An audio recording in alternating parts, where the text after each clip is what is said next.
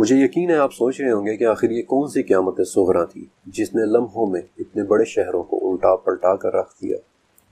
پہلے ایک گرج، پھر ایک تیز آواز، پھر شدید ہوا، پھر ایک دھماکہ، اور پھر اگلے ہی لمحے آپ کے سینکڑوں جاننے والے زندہ دفن ہوئے پڑے ہوں، جس کے دھماکے کی آواز ہی چھوٹے بچوں کی ہارٹ اٹیک سے موت کر دینے کے لیے کافی ہو۔ انفیکٹ 3 چائنیز ریکارڈ ایسے ہیں جن میں ایک ہی بات ملتی ہے کہ پتھر آسمان سے بارش کی طرح برس رہے تھے۔ اس آفت کے متعلق 1995 میں ایک ریسرچ پیپر لکھا گیا تھا، ڈیتھ فرام ابو، یعنی اوپر سے آنے والی موت۔ اور اب میں آپ کو قدرت کے اس بے رحم، اندھے اور صرف بربادی لانے والے فینومنا کے بارے میں بتاؤں گا۔ جب خلا سے آنے والا پتھر کا ایک بڑا ٹکڑا ہماری اس دنیا کی فضا میں داخل ہوتا ہے تو ہماری فضا کی رگڑ سے وہ جل اٹھتا ہے،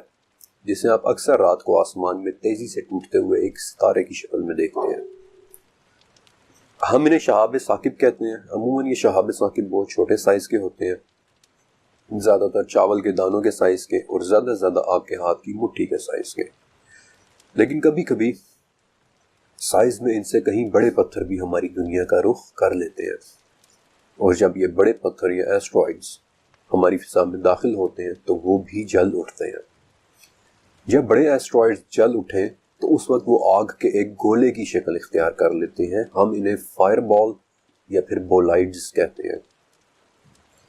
یہ بولائڈ 14ویں کے چاند سے 2 گنا زیادہ روشن ہوتے ہیں، لیکن کبھی کبھی سائز میں بڑے شہاب ثاقب اکثر ایک سپر بولائڈ میں تبدیل ہو جاتے ہیں، جن کی روشنی -17 میگنیٹیوڈ تک بھی ہو سکتی ہے، یعنی کہ 14ویں کے چاند سے کئی گنا زیادہ روشن۔ لیکن جب یہ شہاب ثاقب اس سے بھی بڑے ہو جائیں تو پھر فضا کی رگڑ اور آگ میں جلنے کی وجہ سے یہ پھٹ جاتا ہے، اور یہی وہ فینومنا ہے جسے میٹیور ایئر برسٹ کہتے ہیں۔ زمین سے چند کلومیٹر اوپر ہوا میں پھٹنے والا ایک بہت بڑا شہاب ثاقب، جس کے آنے سے تیز گرج، پھر ایک اونچی آواز، اور پھر اس کے پھٹنے کا دھماکہ، اور نتیجہ زمین پر بڑے بڑے پتھروں کی بارش۔ جب اتنا بڑا شہاب ثاقب ہوا میں پھٹتا ہے تو پھر اس سے شاک ویو بھی اتنی ہی بڑی نکلتی ہے، جس سے زمین پر تیز ہوائیں چلنا شروع ہو جاتی ہیں۔ لیکن اگر یہ شہاب ثاقب اس سے بھی بڑا ہو جائے تو پھر جس شہر کے اوپر یہ پھٹے گا اس شہر کا الٹ جانا ناگزیر ہے۔ میٹیور ایئر برسٹ کی یہ وہ تعریف ہے جو آپ کو ایسٹرونومی میں ملے گی، لیکن اگر آپ جیولوجسٹ یعنی پتھروں اور زمین کی اسٹڈی کرنے والوں سے پوچھیں تو وہ لوگ آپ کو اس سب تعریف میں صرف ایک چیز مزید ایڈ کر کے بتائیں گے کہ خلا سے ہماری زمین کی طرف آنے والے پتھر یعنی راکی یعنی پتھریلے بھی ہو سکتے ہیں، میٹالک یعنی دھاتی بھی ہو سکتے ہیں، اور راکی اور میٹالک دونوں بھی ہو سکتے ہیں۔ اور اگر وہ ایسٹرائڈز پتھریلے اور دھاتی دونوں ہیں تو عربی زبان میں انہیں ایگزیکٹلی سجیل کہیں گے، ایسے پتھر جو تہ بتہ ہوں۔ ان شہابیوں کے پھٹنے کی طاقت اور اس سے ہونے والی تباہی کے متعلق آپ کو اندازہ دینے کے لیے میں آپ کے سامنے کچھ مثالیں رکھ رہا ہوں۔ چھوٹے سائز یعنی 1 سے 1.5 فٹ کے میٹیورائڈز تو بڑے عام ہیں۔ یہ 100 کلومیٹر کی اونچائی پر عموماً پھٹتے رہتے ہیں، لیکن یہ اونچائی بہت زیادہ ہے اور ان کے پھٹنے سے پیدا ہونے والی فورس اتنی کم ہوتی ہے کہ اکثر تو ہمیں پتہ بھی نہیں چلتا، اور پھر ان کے پھٹنے سے پیدا ہونے والے پتھر بھی بہت ہی چھوٹے چھوٹے ہو کر ہماری زمین تک پہنچتے ہیں، بلکہ ان میں سے زیادہ تر پتھر تو اکثر چورائی ہو جاتے ہیں۔ لیکن بڑے سائز کے میٹیورائڈز یعنی کہ 12 فٹ سائز کا ایک میٹیور عموماً 43 کلومیٹر کی اونچائی پر پھٹتا ہے، اور اس کے پھٹنے سے تقریباً 1000 ٹن کے قریب فورس پیدا ہوتی ہے۔ ایسا ہر 1.5 سال میں ایک مرتبہ ہی ہوتا ہے، لیکن اس کے پھٹنے سے پیدا ہونے والی فورس اور اس فورس سے ہونے والی تباہی کے متعلق یوں سمجھ لیں کہ اس شہابیے کے چند سو میٹرز کے اندر اندر تک کی تمام چیزیں مکمل تباہ ہو جائیں گی۔ پھر اس سے بھی بڑا یعنی 33 فٹ سائز کا ایک شہاب ثاقب یا میٹیورائٹ، یہ عموماً 32 کلومیٹر کی اونچائی پر برسٹ ہوتا ہے، اور اس کے برسٹ ہونے یا پھٹنے سے پیدا ہونے والی فورس 20,000 ٹن سے زیادہ کی ہو سکتی ہے، لیکن ایسا ہر 10 سال میں ایک مرتبہ ہوتا ہے، اور یوں سمجھ لیں کہ اس کے پھٹنے سے پیدا ہونے والی فورس چند کلومیٹرز تک تمام چیزوں کو تباہ کر دے گی۔ لیکن سائنس میں حقیقتاً بڑے بڑے میٹیورائٹس، مثلاً 98 فٹ کا ایک میٹیورائٹ تقریباً ہر 185 سال بعد زمین کی طرف آتا ہے، اور ہم سے صرف 17 کلومیٹر اوپر پھٹتا ہے، اور اس کے پھٹنے سے 9.5 لاکھ ٹن کی فورس پیدا ہوتی ہے کہ جو انسان کے بنائے ہوئے کسی بھی سٹرکچر، چاہے وہ ٹینک ہو یا بحری جہاز، اسے پرزا کر دینے کے لیے کافی ہوتی ہے۔ آخری مرتبہ یہ واقعہ 15 فروری 2013 کو ہوا تھا، اور شاید آپ کو بھی یہ واقعہ یاد ہوگا۔ ان دنوں یہ نیوز ٹی وی پر بہت زیادہ دکھائی جا رہی تھی کہ رشیا کے اوپر ہوا میں ایک 66 فٹ کا ایسٹرائیڈ صرف 30 کلومیٹر کی اونچائی پر پھٹا تھا۔ 69,000 کلومیٹر پر آور کی سپیڈ سے روس کے اوپر سے گزرتے اس پتھر کی روشنی تھوڑی دیر کے لیے سورج سے بھی زیادہ ہو گئی تھی، اور اس کے پھٹنے سے پیدا ہوئی فورس ہیروشیما والے ایٹامک بام یعنی ایٹمی دھماکے سے 33 گنا زیادہ تھی۔ اور میں آپ کو یہ بھی بتا دوں کہ اس پتھر کو زمین کی طرف آتے ہوئے ڈیٹیکٹ بھی نہیں کیا جا سکا تھا، کیونکہ یہ سیدھا سورج کی طرف سے آ رہا تھا، اور جب تک اس کے آنے کا پتہ چلا تب تک بہت دیر ہو چکی تھی۔ اور جب یہ پھٹنے کے بعد جل اٹھا تو 100 کلومیٹر دور تک کے رہنے والوں نے بھی اسے دیکھا، اور اس سے پیدا ہونے والی شاک ویو جو صرف 2 منٹ 23 سیکنڈ میں زمین تک پہنچ گئی۔ اس دھماکے نے 7,000 سے زیادہ بلڈنگز کو نقصان پہنچایا تھا، 1500 لوگ زخمی ہوئے، یعنی عام الفاظ میں صرف اس دھماکے کی آواز نے $33 ملین کا نقصان کر دیا تھا۔ سچ کہوں تو یہ ایک معجزہ ہے کہ کس طرح اس کے پھٹنے سے پیدا ہوئے ٹکڑے بالکل بیابانوں میں جا کر گرے تھے،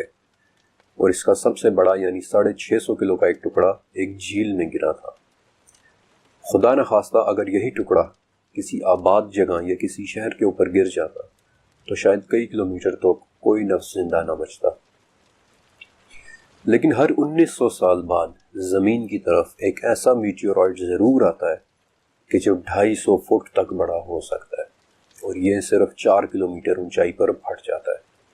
اور اس کے پھٹنے سے 1.5 کروڑ ٹن کی فورس پیدا ہوتی ہے۔ اس غضبناک فورس سے کیا تباہی پھیل سکتی ہے، اس کا اندازہ لگانا میں آپ پر چھوڑتا ہوں، لیکن ایک بات ضرور کہوں گا کہ اس سائز کے میٹیورائٹ کا پھٹ جانا ہی اچھا ہوتا ہے، کیونکہ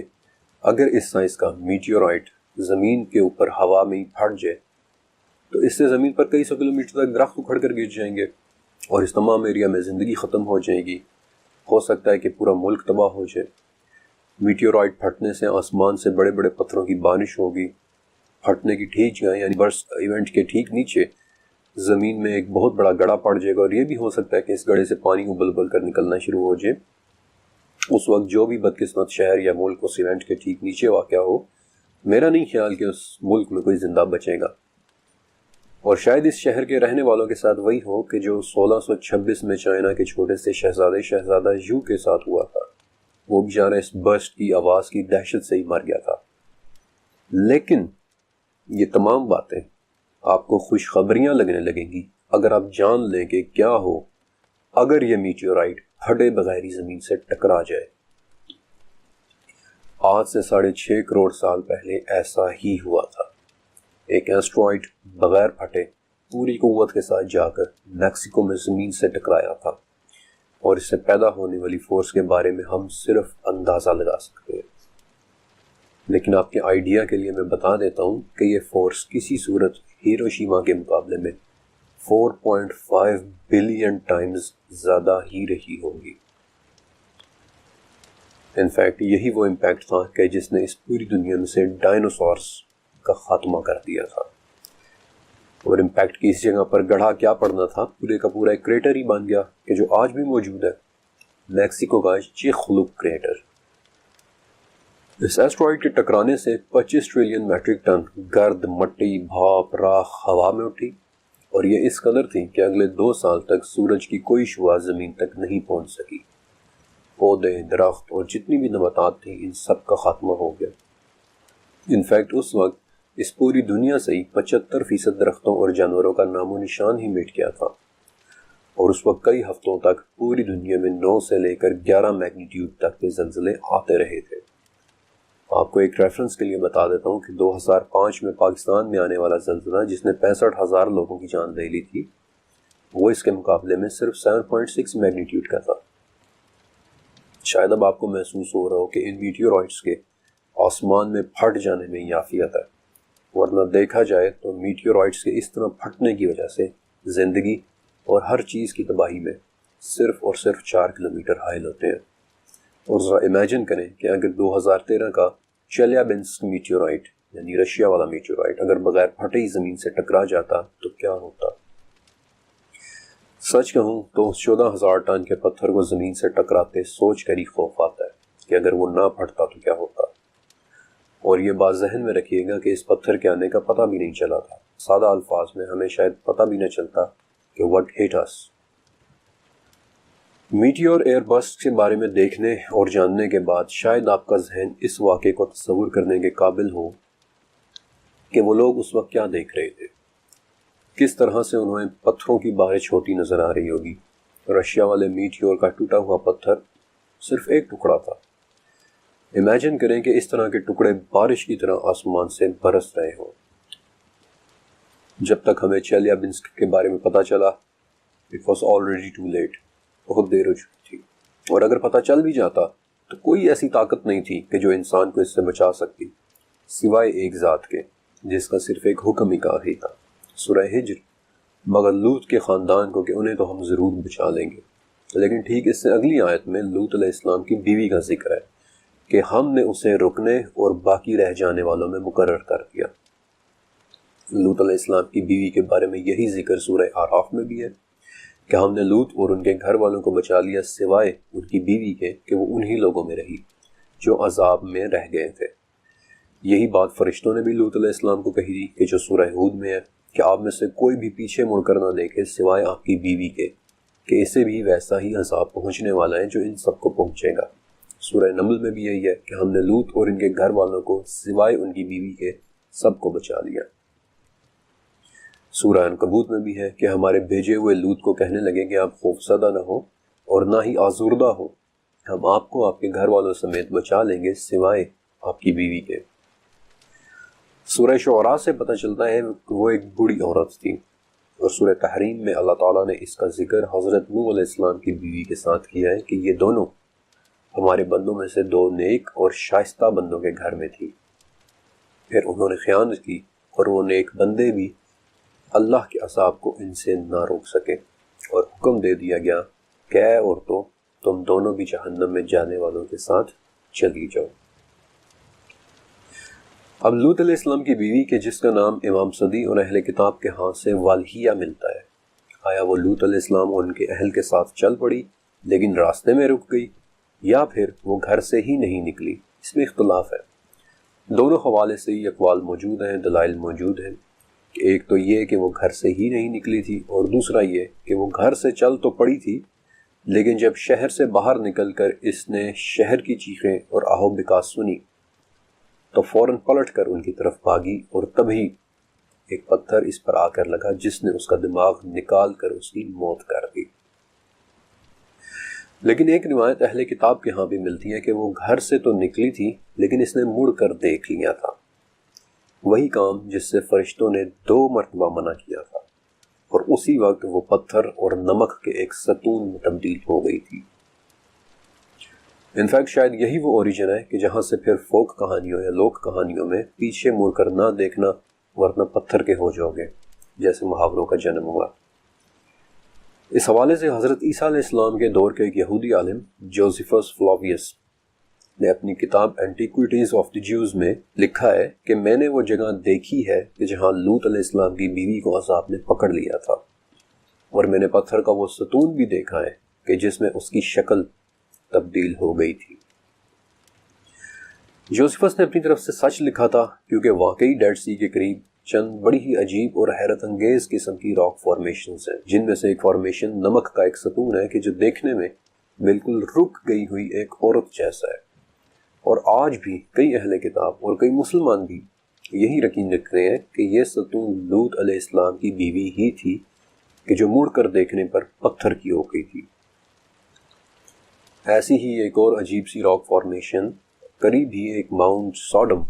یعنی اسرائیل میں ہے، پتھر کا ایک تنہا ستون کہ جو لارڈس وائف کے نام سے مشہور ہے، اور اس کے بارے میں بھی یہی مانا جاتا ہے کہ یہی لوط علیہ السلام کی بیوی تھی کہ جو مڑ کر دیکھنے پر پتھر کی ہو کر رہ گئی تھی۔ ان باتوں میں لوگوں کو اتنی دلچسپی محسوس ہوتی ہے کہ آج دنیا میں کم سے کم 3 ایسی چٹانیں ہیں کہ جو کسی نہ کسی وجہ سے تنہا کھڑی ہیں اور انہیں لارڈس وائف کے نام سے ہی جانا جاتا ہے۔ مثلا جاپان کے سمندر میں ایزو آئیلینڈز کے قریب بالکل اکیلی کھڑی ایک چٹان کہ جو واقعی ایک بڑے عجیب سے انداز میں ایک عجیب سی شان کے ساتھ سمندر میں اکیلی ایستادہ ہے۔ والہیہ گھر سے ہی نہیں نکلی یا واقعی راستے میں پتھر کی ہو کر رہ گئی، یہ بات تو اللہ ہی بہتر جانتا ہے۔ لیکن اس واقعے میں ہمارے سیکھنے کے لیے کیا ہے؟ ذرا اپنے ارد گرد نظر دوڑائیں اور اللہ سے معافی مانگے کہ جو خبریں ہم آئے روز ٹی وی پر سنتے ہیں، آئے روز ہم اپنے گلی محلوں میں دیکھتے ہیں، اس کی پاداش میں ابھی تک ہم پر وہ پتھر نہیں آیا جس کے آنے کا ٹیکنالوجی کو بھی کچھ پتہ نہیں چلا تھا، اور جب تک پتہ چلا تب تک بہت دیر ہو چکی تھی، جس کے آنے سے پہلے آواز، پھر ہوا اور پھر دماغ زمین پر پڑا ہوا نظر آتا ہے۔ شکر کریں کہ ابھی تک وہ پتھر نہیں آیا۔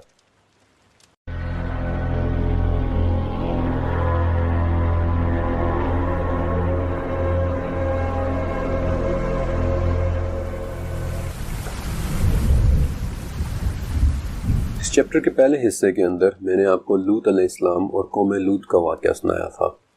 لیکن اس چیپٹر کا دوسرا حصہ ایک سوال سے متعلق ہے، ایک ایسا سوال کہ جو اکثر پوچھا جاتا ہے، رات کو نظر آنے والے ٹوٹے ہوئے تارے یہ کہاں سے آتے ہیں جنہیں ہم بچپن سے دیکھتے آئے ہیں؟ مجھے آج بھی یاد ہے کہ جب میری امی تھیں تو ہم اپنے صحن میں بیٹھ کر رات کا آسمان دیکھا کرتے تھے، ستاروں میں بنی ہوئی شکلیں ڈھونڈتے تھے۔ انفیکٹ اس ڈاکیومنٹری کے آغاز ہی میں نے آپ کو دب اکبر نام کے کانسٹلیشن کا بتایا تھا۔ ستاروں کے متعلق دب اکبر وہ پہلا لفظ تھا جو میں نے اپنی ماں سے سیکھا تھا کہ کیسے 20 بڑے ستارے مل کر آسمان میں ایک بڑا سا ریچھ بناتے ہیں۔ دب اکبر، دا گریٹ بیئر، یا پھر جیسا کہ میں نے بعد میں اس کا ٹیکنیکل نام سیکھا، ارسا میجر۔ اپنی امی کے ساتھ اس آبزرویشن کے دوران میں نے کئی مرتبہ ٹوٹتے ہوئے ستاروں کو دیکھا اور انہیں دیکھ کر سوچتا تھا کہ یہ کہاں سے آتے ہیں، اچانک چمکتے ہیں، گولی کی رفتار کے ساتھ آسمان کے ایک سرے سے دوسرے سرے تک چلے جاتے ہیں اور پھر گم جاتے ہیں۔ امی بتاتی تھی کہ یہ وہ پتھر ہیں کہ جو فرشتے شیطانوں کو آسمان سے بھگانے کے لیے مارتے ہیں۔ اب بچپن میں تو یہ بڑی دلچسپ بات لگتی تھی اور میں امیجن کر کے حیران ہوتا تھا کہ اس وقت میری آنکھوں کے سامنے فرشتے شیاطین کو مار رہے ہیں۔ پھر کئی سال گزر گئے، میری آسمان اور ستاروں سے محبت بڑھتی چلی گئی، میں ان کے متعلق کافی کچھ سیکھتا چلا گیا اور یہ بھی سیکھا کہ ان ٹوٹے ہوئے تاروں کو اردو یا عربی میں شہاب ثاقب یا پھر انگلش میں میٹیورائٹس کہتے ہیں۔ لیکن ایک بات سمجھ میں نہیں آتی تھی کہ اگر یہ ٹوٹے ہوئے تارے وہ پتھر ہیں کہ جن سے فرشتے شیاطین کو مار مار کر بھگا رہے ہیں، تو پھر آج ان کے بارے میں پیشن گوئی کیسے ہو جاتی ہے کہ فلاں تاریخ کو فلاں علاقے میں اتنے بجے ہم میٹیور شاور دیکھ سکیں گے، یعنی کہ فلاں تاریخ کو اتنے بجے آسمان میں درجنوں بلکہ سینکڑوں ٹوٹتے ہوئے تارے دیکھنے کو ملیں گے۔ ایک طویل عرصے تک یہ سوال میرے ذہن میں رہا۔ یہ بات سچ ہے کہ آسمانوں میں شیاطین کو مارنے کے لیے ان کے پیچھے جلتے ہوئے شعلے بھیجے جاتے ہیں، کیونکہ اس بات کا ذکر تو سورہ صافات اور سورہ ہجر دونوں میں ہے کہ ہم نے آسمان دنیا کو ستاروں کی خوبصورتی سے سجایا اور سرکش شیاطین سے ان کی حفاظت کی۔ وہ اونچے فرشتوں کو سن بھی نہیں سکتے بلکہ انہیں ہر طرف سے مارا جاتا ہے۔ لیکن اگر کوئی ایک بات کو چوری کر کے بھاگے تو اس کے پیچھے ایک دہکتا ہوا شعلہ لگ جاتا ہے۔ یہی بات سورہ ہجر میں بھی ہے کہ ہم نے آسمان میں برج بنائے ہیں اور دیکھنے والوں کے لیے اسے خوبصورت بنا دیا ہے اور اسے ہر شیطان مردود سے محفوظ کر دیا ہے۔ لیکن جب کوئی چوری چھپے سننے کی کوشش کرے تو اس کے پیچھے ایک دہکتا ہوا شعلہ لگتا ہے۔ ان آیات کی مزید ڈیٹیلز احادیث میں بھی ملتی ہیں کہ جب اللہ تعالیٰ آسمان پر کسی بات کا فیصلہ کرتے ہیں تو فرشتے اسے سن کر خوف اور عاجزی کی وجہ سے اپنے پروں کو پھڑپڑاتے ہیں، اور اللہ تعالیٰ کا فرمان ان فرشتوں کو ایسے سنائی دیتا ہے کہ جیسے کسی صاف چکنے پتھر پر زنجیر چلانے سے آواز پیدا ہوتی ہے، اور اس سے ان فرشتوں کے دلوں پر گھبراہٹ طاری ہو جاتی ہے۔ پھر جب ان کی یہ گھبراہٹ دور ہوتی ہے تو وہ ایک دوسرے سے پوچھتے ہیں کہ تمہارے رب نے کیا فرمایا ہے، اور پھر فرشتوں کی یہی گفتگو چوری چھپے سننے والے شیاطین سن کر بھاگتے ہیں اور بھاگ کر اپنے سے نیچے والے شیطان کو بتاتے ہیں۔ کبھی تو ایسا ہوتا ہے کہ بات آگے پہنچانے سے پہلے انہیں آگ کا ایک شعلہ پکڑ لیتا ہے، لیکن کبھی کبھی وہ کوئی ایک آدھ جملہ سن کر آگے پہنچا بھی دیتے ہیں کہ جو پھر بعد میں شیاطین زمین پر موجود کاہنوں کے کان میں ایسے بڑبڑاتے ہیں کہ وہ انہیں مرغی کی کٹ کٹ کی طرح سنائی دے رہا ہوتا ہے، اور پھر وہ شیاطین چوری ہوئے اس جملے میں 100 جھوٹ اپنی طرف سے ملا کر بتاتے ہیں۔ تو پھر سوال یہ پیدا ہوتا ہے کہ کیا ہمیں نظر آنے والا ہر توپ تارا وہ شعلہ ہے کہ جو آسمان میں ان بھاگتے پھرتے شیاطین کو مارا جاتا ہے؟ اس چیپٹر کے پہلے حصے کے اندر میں نے آپ کو میٹیور ایئر بسٹ کے بارے میں بتایا تھا، اور یہ بھی بتایا تھا کہ وہ ایک بھیانک لیکن ایک نایاب فینومین ہے جو کئی سالوں، کئی دہائیوں، کئی صدیوں اور بعض اوقات ہزاروں سالوں میں ایک یا دو مرتبہ ہی ہوتا ہے کہ ایک بڑا ایسٹرائیڈ زمین کے اوپر ہوا میں پھٹ جائے اور اس کے پھٹنے کی وجہ سے زمین پر پتھروں کی غضبناک بارش شروع ہو جائے۔ لیکن ہمیں رات کو نظر آنے والے یہ ٹوٹتے تارے بہت کامن فینومین ہے۔ انفیکٹ ہماری زمین اتنی زیادہ تعداد میں ان شہابیوں کو کھینچتی ہے کہ اگر آپ ایک سال میں زمین پر گرنے والے شہابیوں کا وزن کریں تو وہ 36,000 ٹن تک بن جاتا ہے۔ ہوتا ایسے ہے کہ خلا میں سفر کرتے پتھر جب کبھی ہماری زمین کے قریب سے گزرتے ہیں تو ہماری زمین تیزی سے انہیں اپنی طرف کھینچ لیتی ہے۔ انفیکٹ اتنی تیزی سے کہ ان پتھروں کی سپیڈ 71 کلومیٹر پر سیکنڈ ہو جاتی ہے، اور اب یہ اتنی تیز سپیڈ ہوتی ہے کہ جو ہی یہ پتھر ہماری زمین کی فضا یعنی ہمارے ایٹماسفیئر میں داخل ہوتے ہیں تو اس بے انتہا رفتار اور ہوا کی رگڑ کی وجہ سے ان میں آگ لگ جاتی ہے اور یہ بھڑک اٹھتے ہیں،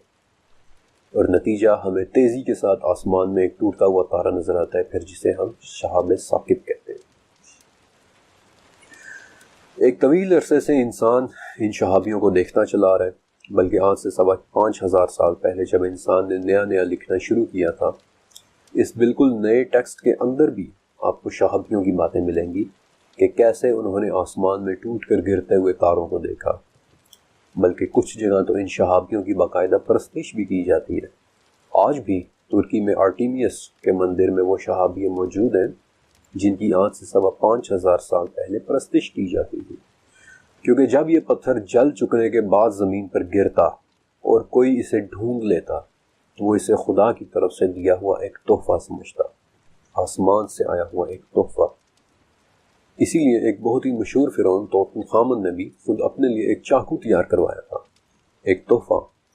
ایک شہابیے کے پتھر کو تراش کر۔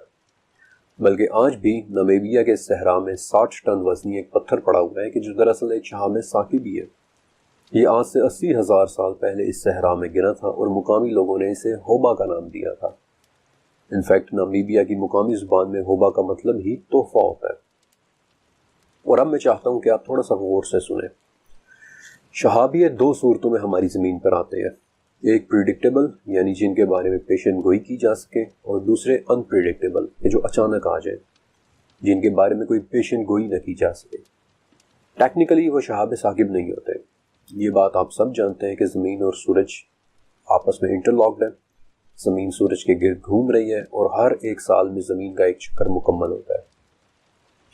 اب اس روٹیشن میں زمین خلا کی مختلف جگہوں سے گزرتی ہے، اور اس میں کچھ جگہیں ایسی بھی آتی ہیں کہ جہاں گرد و غبار اور چھوٹے چھوٹے پتھر بکھرے ہوئے ہوتے ہیں۔ اس کی ایک مثال پرسائڈ سسٹم ہے، خلا میں موجود چھوٹے چھوٹے پتھروں کا ایک ملبہ جن کے درمیان سے ہماری زمین ہر سال اگست میں گزرتی ہے، اور اس طرح یہ چھوٹے چھوٹے پتھر ہماری فضا میں آ کر بھڑک اٹھتے ہیں، اور ہم اس منظر کو میٹیور شاور کے نام سے جانتے ہیں۔ ہر سال دنیا بھر کے مختلف ملکوں میں ہزاروں لوگ اپنی اپنی چھتوں پر کھڑے ہو کر اس خوبصورت منظر کو دیکھتے ہیں۔ اسی طرح کا ایک اور سسٹم لیونڈ سسٹم ہے کہ جس میں میٹیور شاور کے دوران اتنے ٹوٹتے تارے گرتے ہوئے دکھائی دیتے ہیں کہ یوں محسوس ہونے لگتا ہے کہ ہر گھنٹے میں ہزاروں تارے ٹوٹ کر زمین پر گر رہے ہیں۔ لیکن اس سسٹم کی پیک کے درمیان سے ہماری زمین ہر سال نہیں بلکہ ہر 33 سال کے بعد گزرتی ہے۔ لیکن انپریڈکٹیبل شہابیے، ان کی ایکچولی 3 اقسام ہیں، اور ان کی تیسری قسم میں ہمارے اس سوال کا جواب موجود ہے۔ پہلی 2 اقسام بہت عام ہیں،